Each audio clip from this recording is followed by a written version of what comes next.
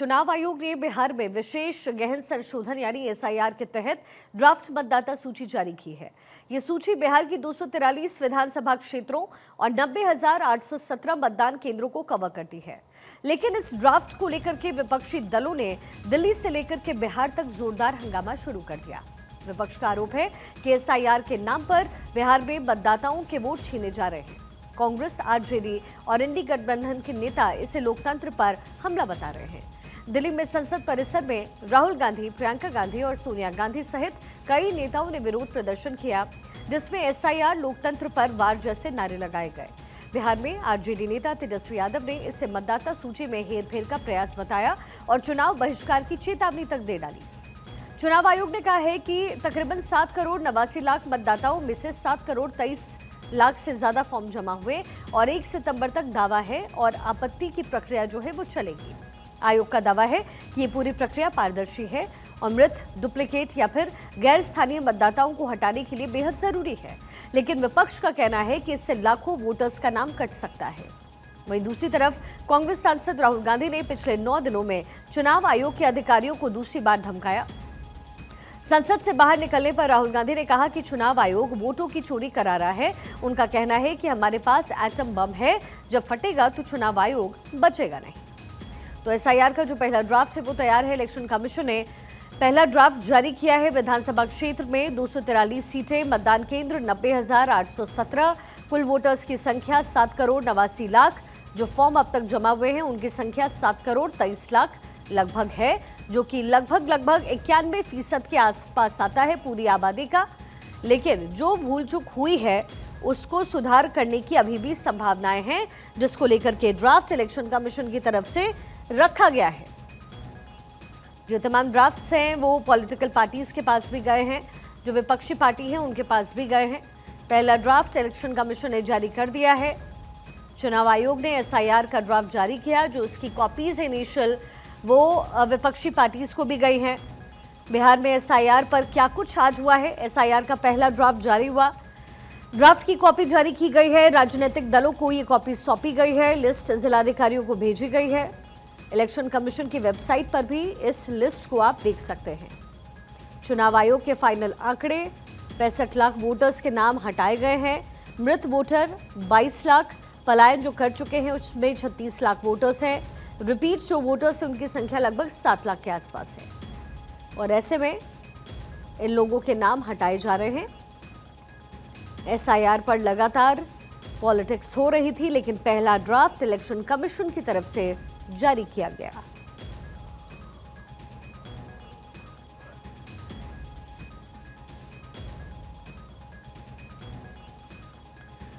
तो बिहार में एसआईआर पर इस समय रस्साकशी का माहौल और इसी बीच इलेक्शन कमीशन की तरफ से जो पहला ड्राफ्ट है एसआईआर का वो जारी कर दिया गया है।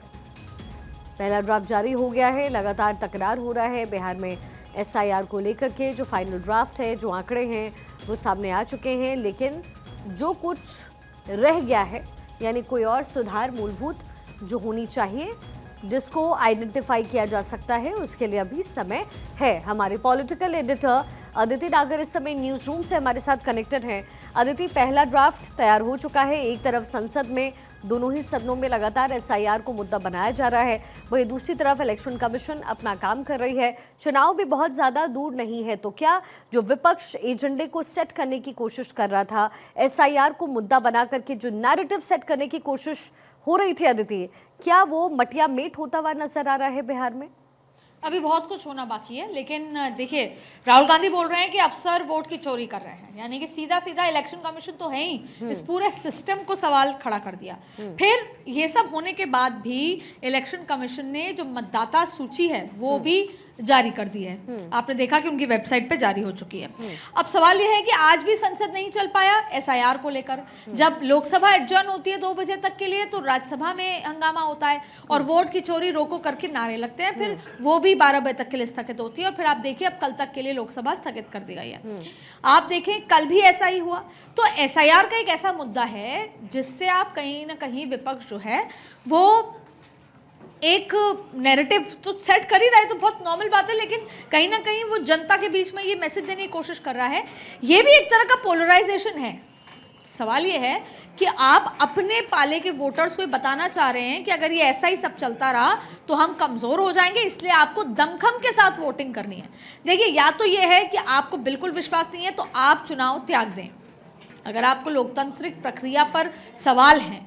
क्योंकि विपक्ष की आदत क्या है, आप देखिए कि मटिया मेट का आप जिक्र कर रही थी, विपक्ष ने अमित शाह के बयान पर सवाल उठाए, उन्होंने जो प्रधानमंत्री नरेंद्र मोदी के सवालों पर सवाल उठाए, और कहीं ना कहीं संसद में चल रहे जो बयान हैं, जिसको ऑन रिकॉर्ड रखा जाता है, जो दस्तावेज की तरह इस्तेमाल होते हैं, उस पर भी उनको विश्वास नहीं है ना, इलेक्शन कमीशन पे विश्वास नहीं है। तो सवाल यह है कि केवल चुनाव के लिए इसको मैसेज बनाने की कोशिश है।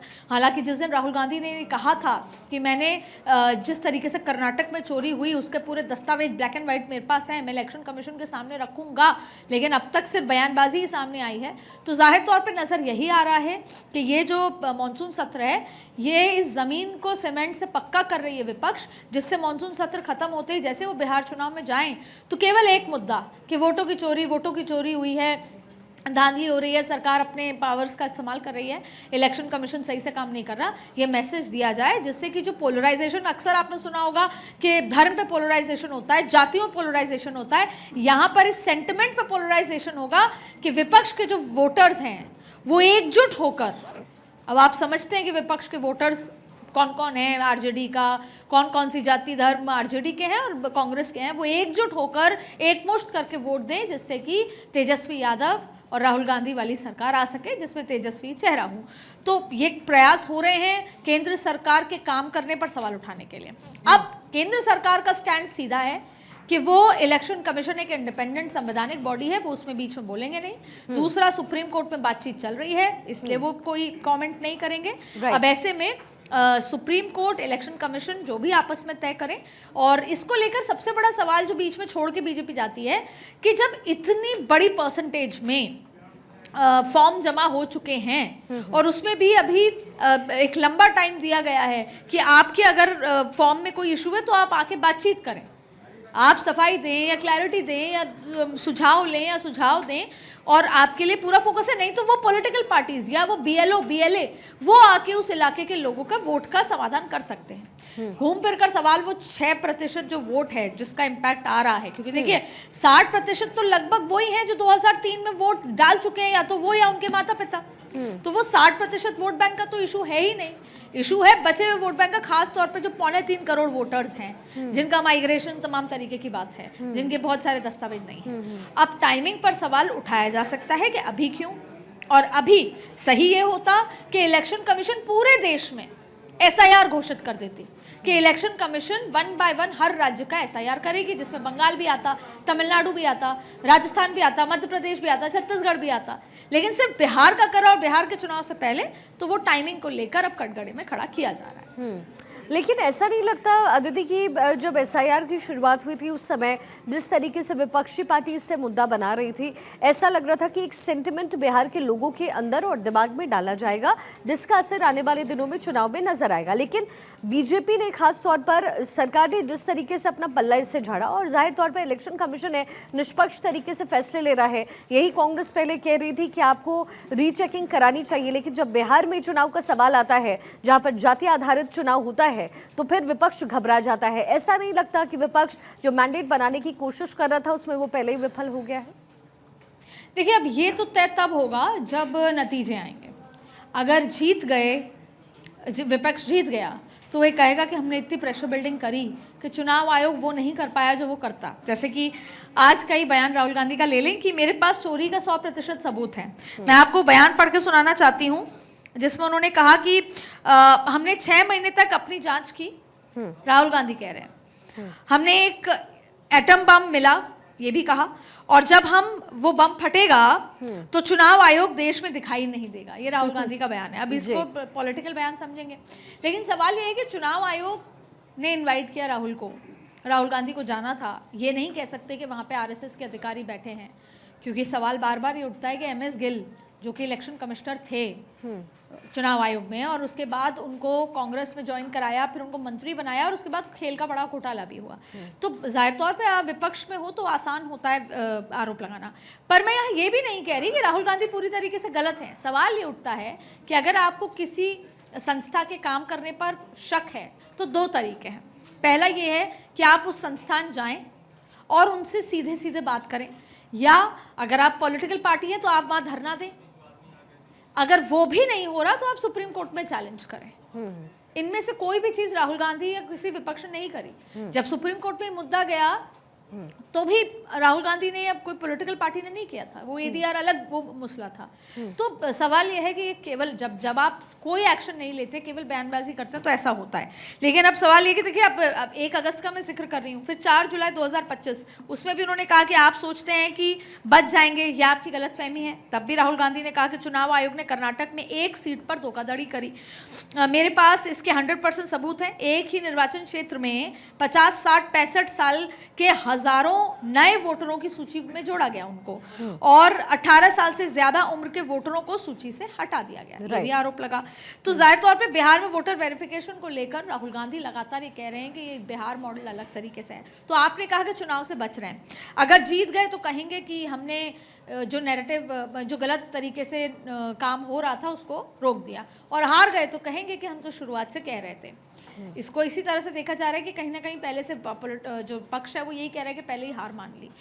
घूम फिर कर मुझे लगता है ये सारी पॉलिटिकल पार्टी का ये दायित्व बनता है कि वो ये देखें कि सही तरीके से फ्री एंड फेयर इलेक्शंस हों, जो कि कहीं ना कहीं नदारत नज़र आ रहा है। चाहे फिर वो जेडीयू का एक बड़ा, क्योंकि वो सरकार में है, उनके चेहरा मुख्यमंत्री हैं, जेडीयू का एक बड़ा दायित्व होता है कि ये सिर्फ पॉलिटिकल एजेंडा है या वास्तविकता में बिहार की जनता को इसको लेकर तकलीफ हो रही है। बिहार के खुद एक सांसद ने कहा कि 10 दिन लगे मुझे अपना वोटर 10 कागज जोड़ाने में। ये कहा कि मेरा बेटा अमेरिका में है, 1 महीने में ये कागज देने नहीं आ सकता। तो क्या वास्तविकता में जब आपके खुद का सांसद, जिससे आपने दरकिनार कर लिया, केवल पॉलिटिकल वजह से जेडीयू भी एक्शन नहीं ले रही, या जेडीयू इस बात का खंडन करे कि नहीं, हमने भी अपने स्तर पर पटना हुआ, अलग अलग जगह जितनी भी ज़िले हैं वहाँ जाकर हमारे कार्यकर्ताओं से पता लगाया कि किसी को कोई प्रॉब्लम नहीं है। अगर कोई कागज़ की कमी है और कोई नाम कटता है तो वो हम लेके जाएंगे, जिम्मेदारी लेंगे कि हम इलेक्शन कमीशन के साथ उनका संपर्क कराएं। ये भी कोई बयान नहीं आता। तो जाहिर तौर पे यहाँ पर इंटेंशन सब सवालों के घेरे में है। लेकिन एक बड़ा सवाल यह है कि इस लोकतंत्र, जब हम देश में लोकतंत्र का बात करते हैं तो हर बार जो ये संवैधानिक ऑर्गेनाइजेशंस हैं उन पर सवाल खड़ा होता है, वो कितना सही है। क्या धीरे धीरे बोलते बोलते ऐसा तो नहीं है कि लोगों का विश्वास इस चुनाव जैसी बड़ी प्रक्रिया, जो कि लोकतंत्र का त्यौहार होता है, उससे उठ जाएगा? ये बड़ा सवाल है। अच्छा अदिति, लोकसभा चुनाव जब हुए थे तो संविधान का मुद्दा विपक्षी पार्टी ने उठाया, और अगर आप आंकड़ों को देखेंगे, उन फिगर्स को देखेंगे, तो एनडीए जो है अपने बढ़त से नीचे चली गई, यानी उन नंबर गेम में वो पीछे हो गई पहले के मुकाबले। तो क्या इस बार एसआईआर का मुद्दा इफेक्टिवली किस तरीके से एनडीए को खरा कर सकता है, या फिर एनडीए इसके लिए पहले से तैयार है और यही वजह है कि समय से पहले ही जो पहला ड्राफ्ट है वो जारी हुआ है? अभी भी बार बार इलेक्शन कमीशन कह रहा है कि समय अभी भी है आपके पास, लेकिन बशर्ते आपके पास पेपर होने चाहिए, दस्तावेज की मौजूदगी होनी चाहिए। क्या लोगों के दिमाग पर, क्या जनता के दिमाग पर इसका असर पड़ेगा? देखिए, पॉलिटिक्स परसेप्शन कहा जाता है आजकल। Politics is all about perception. तो जब 2024 का जो आप महाराष्ट्र का जिक्र कर रही हैं कि कैसे आंकड़े कम हुए, और फिर महाराष्ट्र की विधानसभा में बीजेपी को अच्छी बढ़त मिली, ये दौरान एक बहुत अच्छा प्रैक्टिकल एग्जाम्पल है कि कहीं ना कहीं ये बनाया गया कि अगर 400 पार आए तो संविधान बदल जाएगा, आरक्षण में बदलाव तब्दीली होगी, ख़त्म कर दिया जाएगा। ये बनाया गया। फिर भारतीय जनता पार्टी समझ गई, उन्होंने इसको धराशायी करा। तो परसेप्शन ज़रूर है, बनाया जा सकता है। और अब सवाल ये उठता है कि अभी जब मॉनसून सत्र ख़त्म होगा तो इस चुनाव का जो पिच, जो शुरुआत होगी, वो किस नैरेटिव पर पकड़ता है। अभी ये कहना सही नहीं होगा कि एसआईआर पर कहीं ना कहीं बिहार के वोटर्स डगमगा जाएंगे। सवाल ये है कि जब अमित शाह, नरेंद्र मोदी जाएंगे तो वो कौन से मुद्दों को उठाते हैं, फिर पता लगेगा कि एसआईआर का मुद्दा हावी हुआ या मुद्दा हावी हुआ जो उठाया जा रहा है, या विपक्ष कोई और नया मुद्दा लेकर आए। पर सवाल देखिए, आप ये देखिए, ये मुद्दा तब इफेक्टिव होगा जब वास्तविकता में एक बड़ी परसेंटेज ऑफ बिहार के वोटर्स को कहीं ना कहीं ये लगेगा कि वो उनके लिए ये चीज़ आसान नहीं है। आप समझिए एक बात, अभी तक तो जनता विपक्ष इसको बोल रही है, क्या वास्तविकता में जनता भी उतनी ही तकलीफ में है? यहाँ ये बड़ा सवाल है। अगर जनता उतनी तकलीफ में है जैसे कि वो लॉ एंड ऑर्डर को लेकर है, आज जब पटना जाकर हम पता करते हैं या दूसरे जगह जाकर पता करते हैं, लॉ एंड ऑर्डर का जिक्र होता है एसआईआर से ज़्यादा, यानी कि जनता लॉ एंड ऑर्डर से त्रस्त है। जो युवा है उनको ये पसंद नहीं आ रहा कि हमें नौकरी नहीं मिल रही या ये क्या हो रहा है, लॉ एंड ऑर्डर को लेकर सवाल है। लेकिन अभी एसआईआर को लेकर केवल विपक्ष सवाल कर रही है। मैं कुछ आंकड़े आपको बताना चाहती हूँ। देखिए, 99.86 वोटर्स कवर किए गए हैं अभी तक एसआईआर का, मैं आपको लिस्ट वो बता रही हूँ। फिर 35 लाख वोटर्स का स्थायी पता नहीं मिला, एक, क्योंकि हम इस पर पहले भी चर्चा कर चुके हैं। 22 लाख वोटर मृत पाए गए हैं। 7.23 करोड़ वोटर्स के फॉर्म मिले और डिजिटलाइज्ड हुए हैं। फिर 7 लाख वोटर्स के वोट एक से ज़्यादा जगह मिले हैं। अब अगर एक से ज़्यादा जगह मिले हैं तो उनको काटना पड़ेगा। अब बात आती है कि अगर इस पर सब क्वेश्चन है तो फिर आप जाइए इलेक्शन कमीशन और वेरीफाई कराइए, बात कीजिए। फिर यह है कि 1.2 लाख वोटर्स के फॉर्म ही वापस नहीं आए हैं अभी। तो अभी ये प्रोसेस चल रहा है। आपने कहा कि क्या एसआईआर एक बड़ा मुद्दा है। अगर जनता, एक लाइन में मैं कहूँ, अगर जनता त्रस्त है इस एसआईआर की वजह से अपना खुद का वोटर आईडी बनाने में, तो जाहिर तौर पे ये कहीं ना कहीं एनडीए के लिए बहुत अच्छी खबर नहीं है। लेकिन अगर जनता के बीच में सब कुछ सही है, एक नॉर्मल प्रक्रिया मानती है, तो विपक्ष का ये मुद्दा भी फेल हो जाएगा। ये डिपेंड करता है कि चुनाव जो अगस्त के बाद, जब चुनाव का जो आगाज होगा, वो कैसे पिकअप होता है और किन मुद्दों पर पिकअप होता है। अच्छा अदिति, अगर मैं चुनाव के लिहाज से बात करूं तो बिहार में इस समय कौन से मुद्दे हैं? एक बार फिर से हमने देखा है कि पटना की सड़कों पर छात्र उतरे हैं, डोमिसाइल को लेकर के बातचीत हो रही है, महिलाओं के लिए डोमिसाइल दिया गया है, जो 35% आरक्षण है उसमें महिलाओं के लिए डोमिसाइल की बात नीतीश कुमार ने की है। लेकिन स्टूडेंट्स की मांग लंबे समय से हो रही है। वहीं दूसरी तरफ बिहार में हम देख रहे हैं कि क्राइम का जो ग्राफ है वो भी तेजी से बढ़ रहा है। जिस जंगल राज की बात करके नीतीश कुमार आए थे सत्ता में, आज उन्हीं के राज में जंगल राज फिर से बिहार में पनपता हुआ नजर आ रहा है। तो आरजेडी के लिए ये जो आगे का सफर है चुनाव तक, कितना मुश्किल, कितना आसान? इसमें आपने मुद्दों की बात करी तो ऐसे समझ लेते हैं। देखिए, सरकार का मुद्दा क्या है कि महिलाओं को डोमिसाइल दे दिया, 30% बात है। ये उनके लिए एक बड़ा पिंक फ्लैग की तरह आगे जाएगा। दूसरी बात है कि सड़कें बना दी, फ्लाईओवर बना दिए, केंद्र सरकार का ईवीएम विकास, डबल इंजन की सरकार। और अब उन्होंने कहा कि कैसे मखाना बोर्ड, पिछले 2 बजट जो हैं उसमें बहुत ज़्यादा पैसे दिए।